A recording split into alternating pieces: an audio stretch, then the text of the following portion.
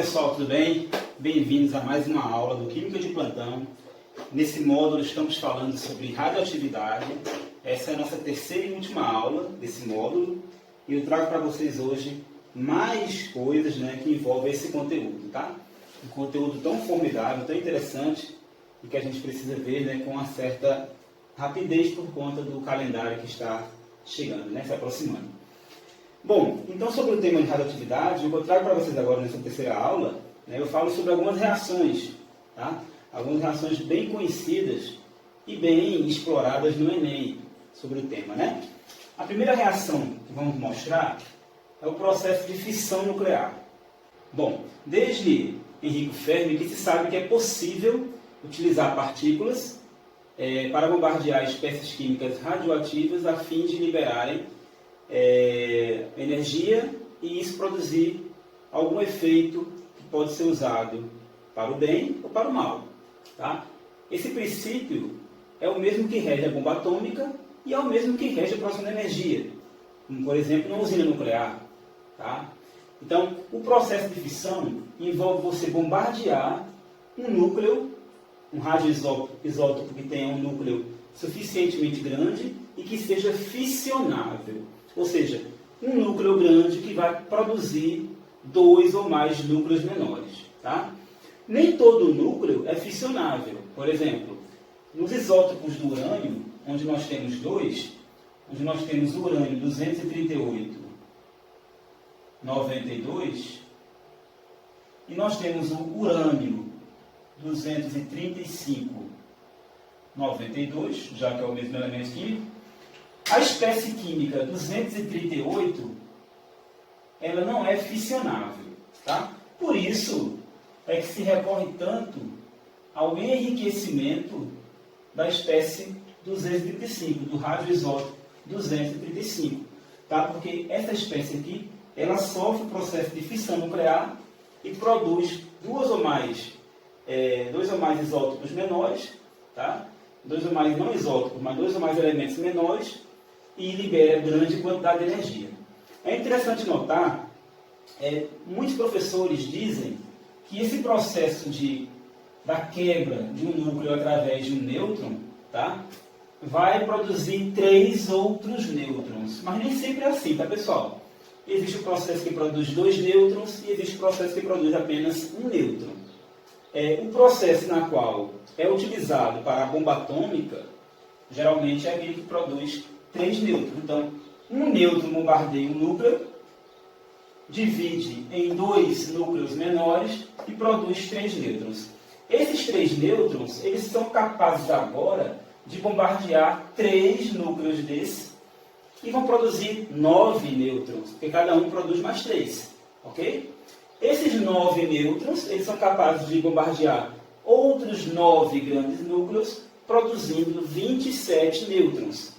Se você seguir essa sequência, uma sequência exponencial, você vai ver que, com pouca quantidade, a gente consegue formar uma cadeia bastante grande e capaz de um grande poder, capaz de alcançar uma destruição enorme, ou então de também produzir energia numa quantidade bem legal. Tá?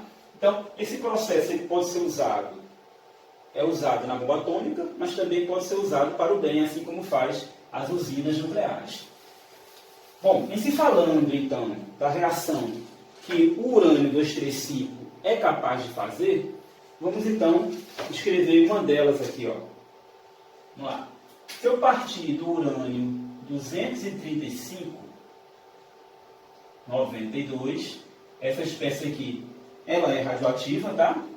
Se eu parto dela, se eu consigo acumular uma certa massa capaz de gerar o produto desejado, vamos ter o bombardeamento com nêutron e vamos ter a formação. Por exemplo, a gente pode ter a formação de bário 140,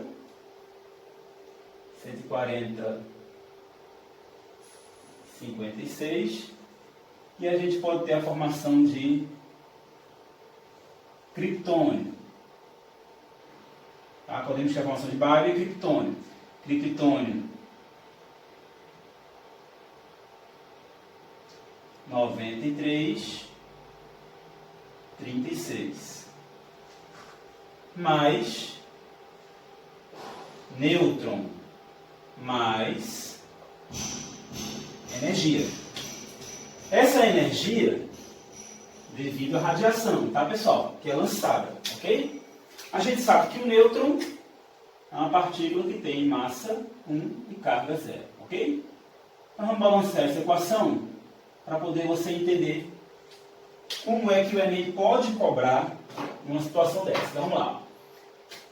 Sabemos que a massa dos reagentes tem que ser igual à massa dos produtos, assim como a carga. Tá?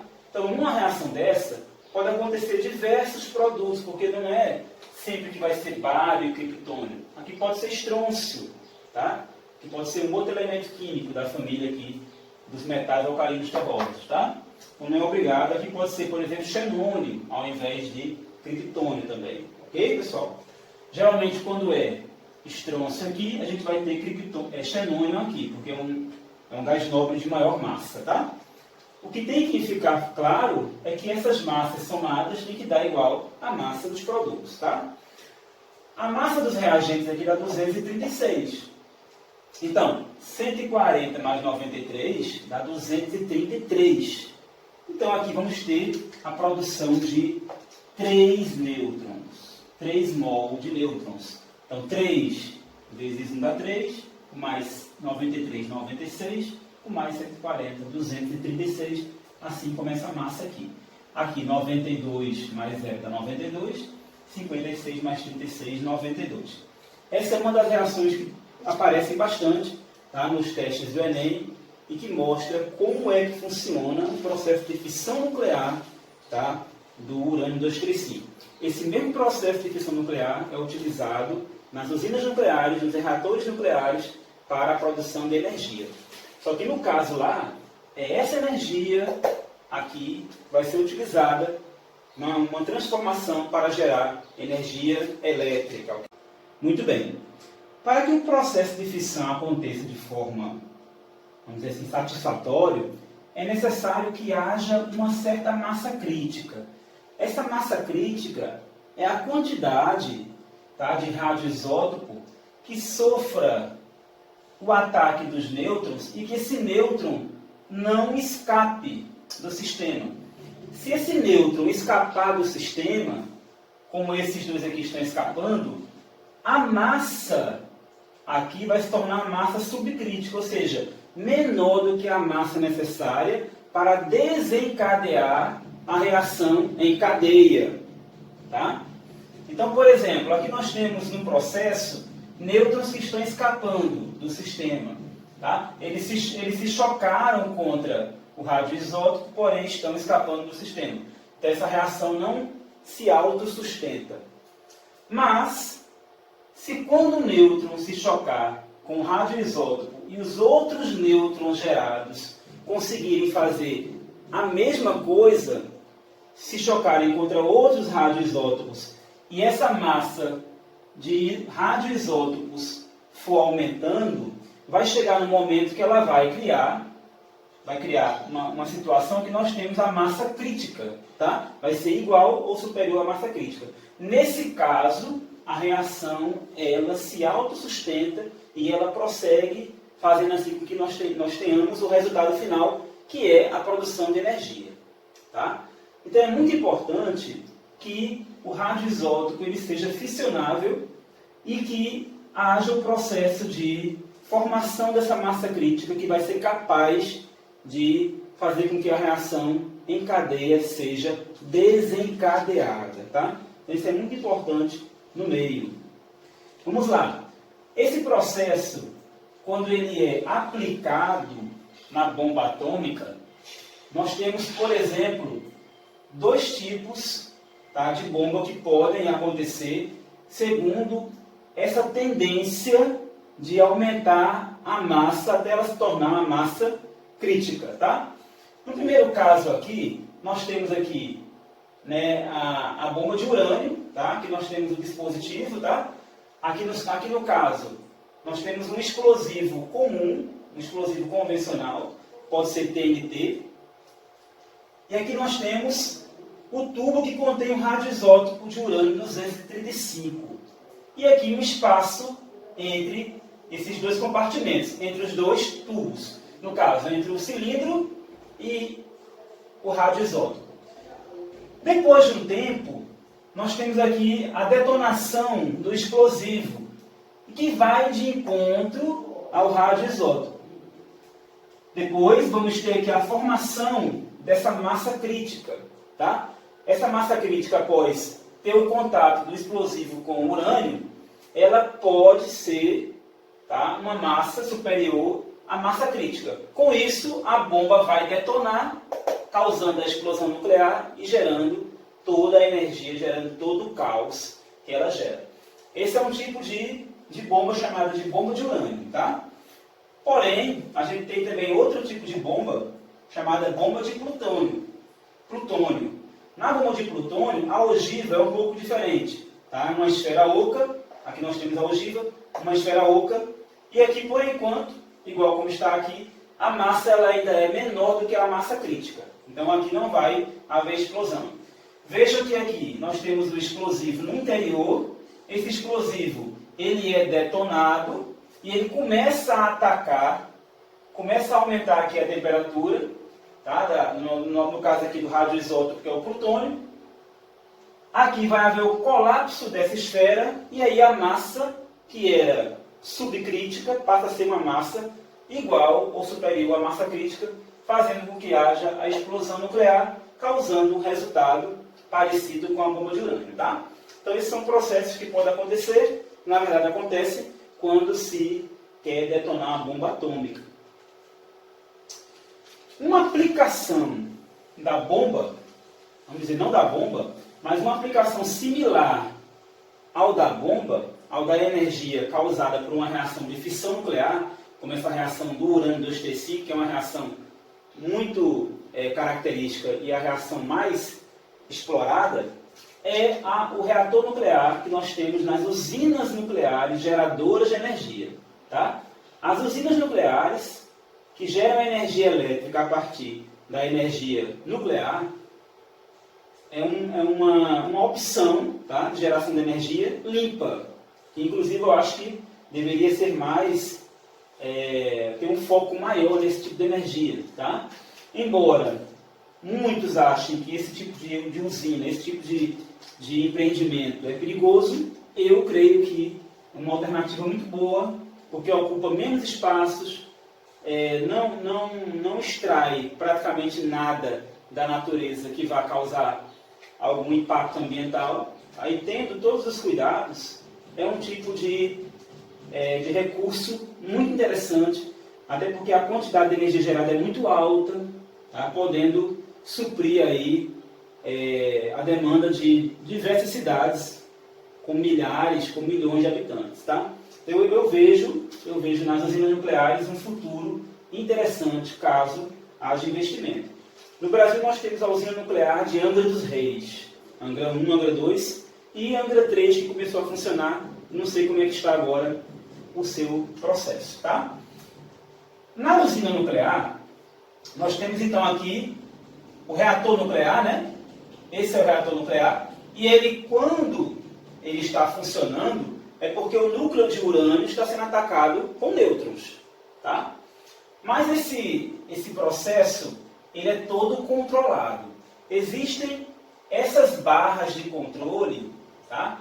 Que são barras de grafita, e essas barras de controle, elas conseguem diminuir a velocidade dos nêutrons, como também consegue segurar nêutrons. Ou seja, não deixa com que a massa crítica seja formada a ponto de haver uma detonação. Tá? E também não deixa com que o processo comece a gerar uma temperatura superior à temperatura, vamos dizer assim, necessária para que haja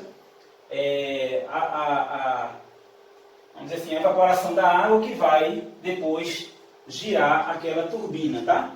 Então vamos lá. Nós temos aqui então um reator. Esse reator ele funciona de maneira similar, basicamente é a mesma reação, né, que nós temos lá da fissão nuclear do urânio, tá? Temos também aqui, a gente pode ter aqui também a utilização de água pesada. A água pesada é uma água que ao invés de utilizar H2O, ao invés de ser o hidrogênio prótil, essa água vai usar hidrogênio deutério. Então a gente costuma chamar essa água de D2O. A água pesada, ela também consegue acalmar os nêutrons. Ela consegue segurar também esse impulso dos nêutrons e fazer com que o processo seja mais brando. Ok? Muito bem. Então nós temos aqui, aqui a entrada, aqui nós temos uma entrada aqui de água. Essa água que circula aqui dentro, ela vai atingir, no caso, altas temperaturas e em contato com esse recipiente que nós temos aqui, ó, essa água que está em alta temperatura, ela vai fazer com que essa água mais escura aqui, ó, essa água desse azul mais escuro, entre em ebulição. Entre em ebulição e gere vapor de água. Esse vapor de água, então, ele vai migrar para um outro tubo, né, e vai entrar em contato com essa turbina, tá? E essa turbina vai ser movimentada, e aqui a gente vai ter os transformadores, tá? Para fazer com que haja a transformação dessa energia calorífica, que vai se transformar em energia mecânica, e essa energia mecânica vai se transformar em uma energia elétrica que vai ser enviada pelas linhas de força para, vamos dizer assim, o centro, algum centro, ou então diretamente para as cidades onde essa energia vai ser utilizada. É importante frisar que uma parte do vapor se perde. Uma parte do vapor que é gerado e vem para cá para movimentar a turbina, uma parte desse vapor se perde e esse vapor entra nesse condensador. Esse condensador aqui embaixo, a gente vai ter uma água. Essa água aqui mais clara é uma água que vem ou de um rio, de um lago, ou até mesmo do mar. E essa água ela serve para resfriar esse vapor que sai daquela parte ali do contato com a turbina. Então, essa água ela vai condensar, esse vapor ele vai condensar, condensando ele retorna para o processo. Tá? Ó, o vapor desce aqui, então ele condensa e ele retorna para o processo para de novo ser aquecido, ser formado vapor, retornar para a turbina. O vapor que não é utilizado lá, o vapor desce aqui, de novo é condensado, e esse processo ele é contínuo. Essa água que é extraída do rio, de um lago, de um oceano, essa água ela vai aquecer, porque ela vai entrar em contato com esse vapor, e por isso que ela tem que ser retirada o tempo todo. Tá? Mas a única exigência que a gente vai ter da usina nuclear é que ela seja instalada próximo a uma fonte de água, próximo a um corpo hídrico. Tá? Esse corpo hídrico vai ter a função de fornecer essa água para o resfriamento do vapor que sai do contato com a turbina. Tá? Então, é muito interessante esse tipo de dispositivo, porque, por exemplo, no Brasil, que se usa muito hidrelétrica, né, as hidrelétricas ocupam muito espaço, necessitam de grandes áreas, acontece desmatamento, acontece a invasão das áreas que eram habitadas por animais de espécies raras. Tá? As termoelétricas poluem muito, queimam combustíveis altamente poluentes, combustíveis que geram monóxido de carbono, muito dióxido de carbono, gera SO2, gera gases de nitrogênio. Tá? Então, assim, o prejuízo que se tem nas termoelétricas e nas hidrelétricas, creio que não acontece na mesma proporção, nem de perto, com uma usina nuclear. O que acontece com a usina nuclear é somente a manutenção. Todo esse dispositivo aqui, ele é revestido, ele é cercado de assim, uma estrutura de concreto muito espessa, inclusive paredes de chumbo também podem ser instaladas, e não há o mínimo risco, não existe o mínimo risco de haver saídas de material ou vamos dizer assim, ou alguma contaminação via alguma radiação para o meio externo. O único problema que acontece nas usinas nucleares é quando acontece a troca do material aqui do reator, a troca do material radioativo, né? No caso o urânio. Tá? Quando acontece a troca, porque em uma certa massa de urânio vai chegar um ponto que aquela massa vai se reduzir, né? Porque ela está sofrendo desintegração, tá? Vai estar gerando outros elementos químicos, né? A gente viu que pode ser gerado ali bário, pode ser gerado estrôncio, tá? Vai gerar um gás nobre, pode ser xenônio ou criptônio, mas a massa do elemento químico que vai ser gerada se transforma num resíduo, né? E esse resíduo ele tem que ser jogado fora.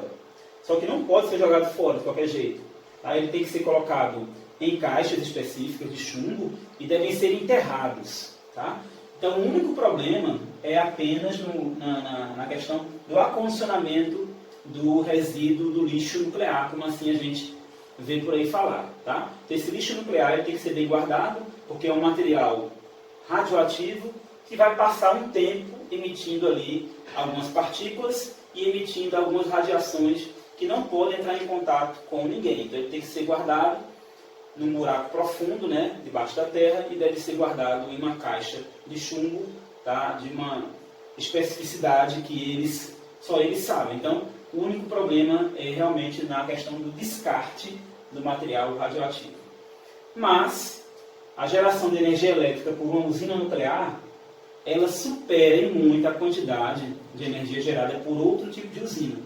Porque a energia nuclear, ela gera uma quantidade tão superior às usinas comuns, tá? Que compensa todo esse investimento. Ok, pessoal? Beleza? E, pessoal, outra reação que é muito explorada no Enem, outra reação nuclear, é a reação de fusão nuclear, que ao contrário da fissão, assim como o nome já fala, a fusão visa juntar dois ou mais núcleos pequenos para formar um núcleo maior. Apesar do homem, né, ter evoluído e já ter conseguido fazer reações de fusão nuclear em laboratórios, tá? A reação de fusão nuclear mais conhecida, mais famosa, ocorre no Sol. Tá? Uma reação bem conhecida. Entretanto, o homem já busca realizar reações de modo similar a essa, porque a reação de fusão nuclear ela consegue gerar muito mais energia do que uma reação de fissão nuclear. Tá? Entretanto, vamos ver como é que se forma essa reação clássica que ocorre no Sol. Nós temos no Sol partículas como o deutério, tá? E como o trítio. Lembrando que o deutério é uma partícula que é um isótopo do hidrogênio, tá? Que contém um próton e um nêutron, enquanto que o trítio vai possuir um próton e dois nêutrons. Essas duas partículas, quando se fundem, tá? Quando se juntam, elas vão gerar um núcleo maior, e esse núcleo maior instável vai liberar um átomo de hélio e vai liberar uma partícula neutra, que é um nêutron, tá ok? Montando essa equação aqui, nós teríamos assim, ó, nós teríamos então o hidrogênio 2, que é o deutério, mais o hidrogênio 3, que é o trítio, gerando hélio. Hélio tem massa 4 e carga 2, e gerando, vou mudar aqui de lado, tá, pessoal? E gerando um nêutron. E muita energia mesmo esse tipo de reação libera, tá? Então, liberando bastante energia. Perceba que o balanceamento, ó, 1 mais 1 igual a 2, aqui nós temos 2, 2 mais 3 igual a 5, 4 mais 1 igual a 5. Esse tipo de processo ocorre nas estrelas, tá? Por exemplo, o Sol, ele faz esse tipo de reação em todos os momentos. Para vocês terem ideia, essa reação, ela para acontecer, a temperatura aqui tem que ser em torno de 10 mil, não. 10 milhões de graus Celsius. Tá? Então, para essa reação acontecer, é necessário uma temperatura que a gente não consegue nem mensurar, né, esse valor. Nós só sabemos que são 10 milhões de graus Celsius. Tá? Então, uma reação muito importante. Entretanto, tá, acontece numa situação bem especial. O homem já está conseguindo produzir essa reação e está em busca de dominar aquela energia. Tá? Essa reação, a reação muito conhecida, a bomba de hidrogênio, né, muito conhecida, já está em poder do homem. Vamos ver o que é que vai acontecer. Muito bem. Chegamos num ponto agora que vamos treinar os nossos conhecimentos nas questões do Enem. Existem outros assuntos, lembrando bem, existem outros assuntos, outros subtópicos dentro de química nuclear. Tá? A gente poderia falar aqui de muitas coisas. Poderia falar da cinética radioativa com mais profundidade. A gente poderia falar da questão das séries radioativas, né? Existem séries radioativas. A gente poderia falar de outros assuntos. Poderia falar, inclusive, um pouco sobre a contribuição de Einstein na radioatividade, tá? Inclusive com a questão de calcular a quantidade de energia liberada num processo de fissão, num processo de fusão. Tá? A gente tem um pouco de estequiometria. Esses conteúdos o Enem não aborda, tá, pessoal? Eu abordarei esses conteúdos depois em aulas, tá? Aulas para graduação ou aulas para turmas especiais, ITA, IME ou militares, né? Escolas militares ou outros assuntos assim, tá certo? Por enquanto, para o Enem, esse é o conteúdo que o Enem aborda sobre radioatividade, tá certo? Vamos então resolver uma questão, resolver algumas questões na abordagem sobre química nuclear, sobre radioatividade. A questão vai falar o seguinte para nós, ó. A energia nuclear é uma alternativa aos combustíveis fósseis que, se não gerenciada de forma correta, pode causar impactos ambientais graves. O princípio da geração dessa energia pode se basear na reação de fissão controlada do urânio por bombardeio de nêutrons, como ilustrado. Então aqui nós temos aquela reação, né, da fissão do urânio, tá, bombardeada aqui por nêutrons, gerando estrôncio, gerando xenônio e gerando nêutron mais energia. Tá? Essa reação falta balancear, né? Aqui, ó, 1 e 0. Apesar da pergunta não contemplar o balanceamento, a gente tem que balancear, né? É bom porque a gente mostra aqui um pouco de conhecimento, né? Você mostra um pouco de conhecimento caso você esteja fazendo aí um vestibular com questões abertas, né? Existem ainda alguns vestibulares, então você mostra conhecimento, tá? Então aqui, ó, aqui nós temos 1 e 0 e aqui a gente vai ter o estrôncio e o xenônio. O número atômico do xenônio é 54, tá? 54. E o número atômico do estrôncio é 38. Tá ok? Então aqui nós temos, e o número atômico do urânio é 92, tá? Então, 92 mais 0, 92. 38 mais 54, 92, tá ok? 235 mais 1, 236. 94 mais 139, tá? Nós temos 233, né? Aqui e 235. Aqui deve ter algum errinho aqui, tá? Mas aqui a gente pode fazer assim, ó. Aqui deve ter algum errinho e a gente pode botar essa massa aqui 140, tá? Porque existe outro isótopo do xenônio, outros isótopos do xenônio, né? Então, 140 com mais 2, 142 com mais 94, 236, tá certo? A gente pode fazer isso, ok. Um grande risco decorre da geração do chamado lixo atômico, que exige condições muito rígidas de tratamento e armazenamento para evitar vazamentos para o meio ambiente. Lembra que eu falei agora há pouco, né? A questão do lixo atômico, ele requer um rigor muito alto. Esse lixo é prejudicial por quê? Ele é prejudicial pois favorece A proliferação de micro-organismos termófilos? Com certeza não, pessoal. Se tem uma coisa que não vai sair do lixo atômico, são micro-organismos termófilos, tá? Essa é absurda, a letra A.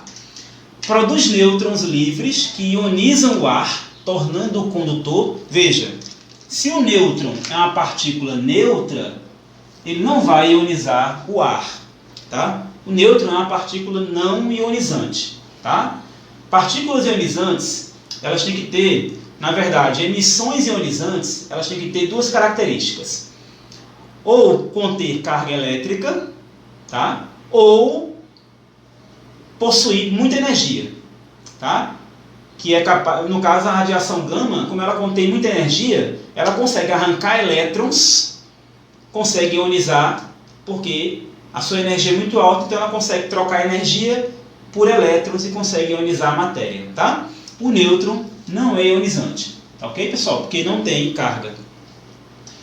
Libera gases que alteram a composição da atmosfera terrestre? Também não, pessoal. Não chega a liberar gás que vai alterar a composição da atmosfera. Libera um gás, tá? Que é o gás, no caso aqui, ó, libera o gás xenônio, mas o gás xenônio faz parte da composição da atmosfera. A quantidade liberada não altera, tá? Não altera a composição. Acentua o efeito estufa decorrente do calor produzido na fissão? Não. Não vai, porque esse calor produzido na fissão, na verdade, ele vai ser moderadamente trabalhado, porque existem processos que eu já mostrei, né? Trocadores de calor, que fazem com que o calor que ocorre ali no reator, ele seja minimizado a ponto de apenas sair alguns vapores para a atmosfera, e mesmo o lixo radioativo ele não emite calor, tá? Na reação, lá no reator, o calor é minimizado, e o lixo atômico, aqui está falando do lixo atômico, o lixo atômico não vai emitir esse calor. A letra E. Emite radiação capaz de provocar danos à saúde dos seres vivos? Isso sim, tá? Pode emitir radiação capaz de provocar danos à saúde, mas isso só vai acontecer se houver um problema de vazamento, mau acondicionamento e etc. Tá, pessoal? Então, nesse caso, a resposta é a letra C. Entretanto, isso não acontece de maneira contínua, de maneira comum, de maneira ordinária, tá? Só em alguns casos que houveram acidentes, tá ok? Muito bem. Próxima questão. O terremoto e o tsunami ocorrido no Japão em 11 de março de 2011 romperam as paredes de isolamento de alguns reatores da usina nuclear de Fukushima, muito famoso nesse acidente, o que ocasionou a liberação de substâncias radioativas, entre elas o iodo 131, cuja presença na natureza está limitada por sua meia-vida de 8 dias. Então a meia-vida do iodo 131 é de 8 dias, é considerada a meia-vida curta, tá? O tempo estimado para que esse material se desintegre até atingir 1/16 da sua massa inicial é de quanto? Então é uma questão que mexe com o tempo de meia-vida. Tá, pessoal? Vamos fazer então? Então, se eu tenho uma certa massa, inicial, vou chamar de M0, após um tempo de meia-vida, essa massa ela vai cair para a metade. Tá? Ela vai cair para a metade. Após um outro tempo, né, sendo que é o mesmo tempo de meia-vida, o mesmo período, a gente vai ter a metade de m/2, que é m/4. Após o mesmo tempo, essa massa vai cair pela metade, vai atingir m/8.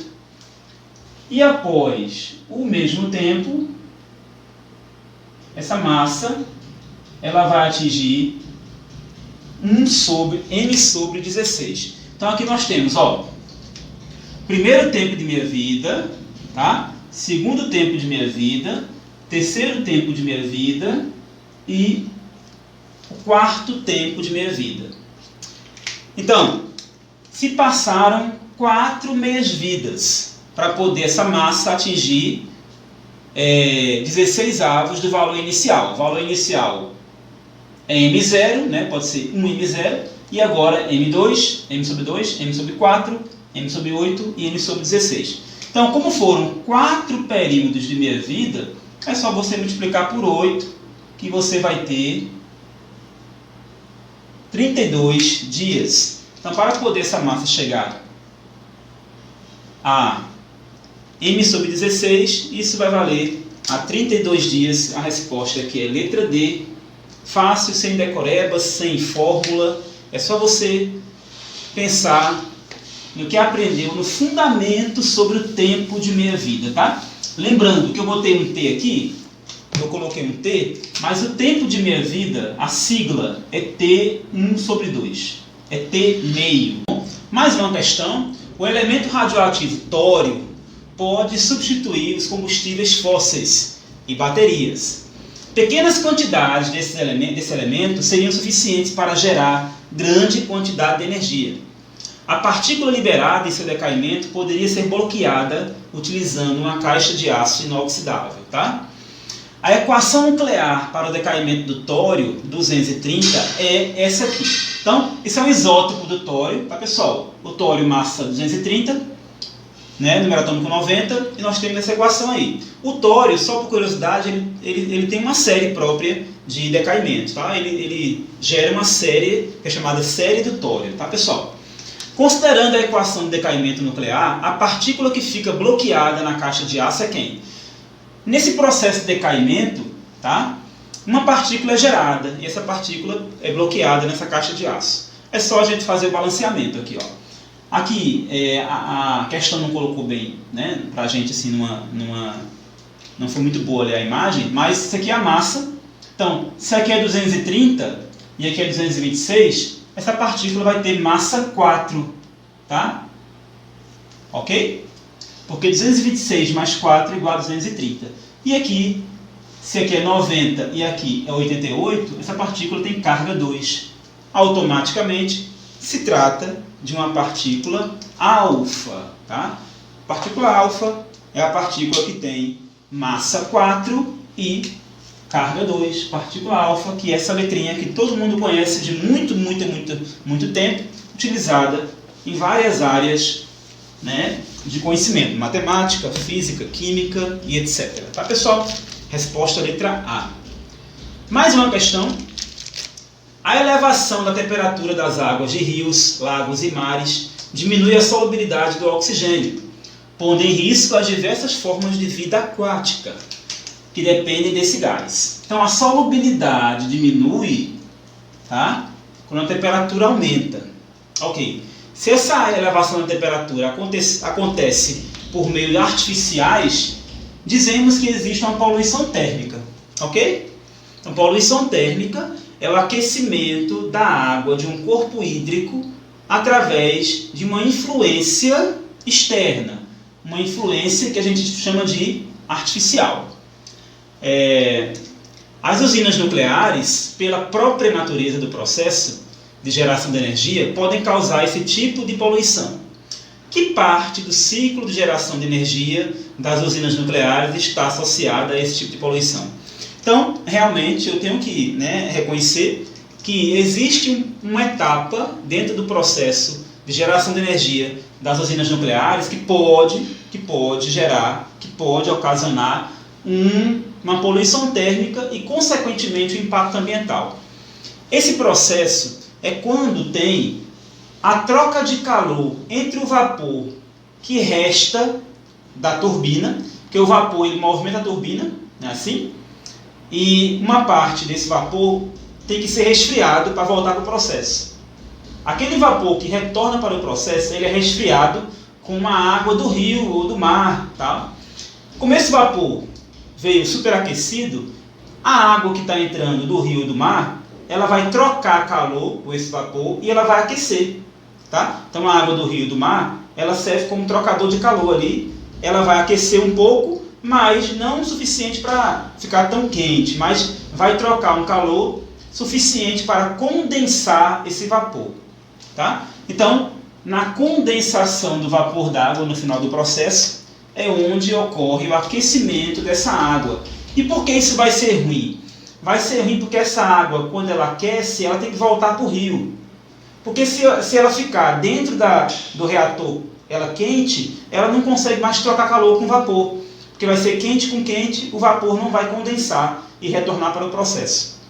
Então essa água ela é constantemente recirculada para poder entrar água fria. Entra água fria, troca calor com vapor, sai água quente, como uma destilação. Tá, pessoal? Então a resposta é a letra B. Vejam que as respostas, as demais, são todas absurdas. Ó. Fissão do material radioativo. Tá? A fissão do material radioativo gera energia, lá no começo da usina, do reator nuclear. Conversão de energia das turbinas. A conversão de energia das turbinas não vai fazer com que haja poluição térmica. O que vai fazer com que haja poluição térmica é o vapor residual. Tá? A conversão de energia nas turbinas não faz isso. A conversão de energia é de térmica para mecânica, de mecânica para elétrica, tá? Alguns também chamam de mecânica, ou mecânica chamam de cinética, mas é isso aí. Aquecimento da água líquida para gerar vapor da água. Não. Aquela água líquida do início do reator, que é água pesada, aquela água não sai do reator, tá? A água pesada, ela não sai do reator. E ela vai fazer com que haja esse aquecimento desse vapor. Tá, pessoal? E a letra E, lançamento do vapor da água sobre as turbinas, também não. Ok? Então a letra E também não vai ser a resposta é a letra B. Muito bem. Se alguém tiver dúvida, no início da questão, ó, por que quando a gente aumenta a temperatura da água de um rio, a solubilidade do oxigênio diminui? Tá? O oxigênio é um gás. Eu não sei se vocês lembram, mas nós temos a equação de Clapeyron que diz que PV é igual a nRT. Tá? PV é igual a nRT. Sendo um gás, a gente tem que tratar um gás de acordo com a equação de Clapeyron. Tá? Nós sabemos que se eu pegar aqui e trazer para esse lado, nós temos isso aqui, ó, N sobre V, RT. Eu levei para o outro lado o volume. Tá? Nós sabemos disso. Também nós sabemos, lá do conteúdo do primeiro ano, segundo ano, né? Primeiro ano, geralmente, dos gases, a gente sabe também que o número de mol, visto lá em estequiometria, o número de mol é dado por isso aqui, ó. Então, P é igual a massa sobre a massa molar, né? E aqui vezes G. Então, nós sabemos que a massa pela massa molar é o número de mol. Tá ok? Tudo bem. E a gente sabe que isso aqui, ó,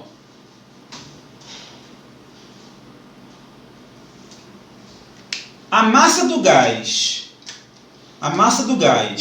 pelo seu volume, a gente sabe que é a densidade. Apareceu ali o termo densidade, né, pessoal? Então a gente sabe que P é igual a D sobre M RT. Tudo bem?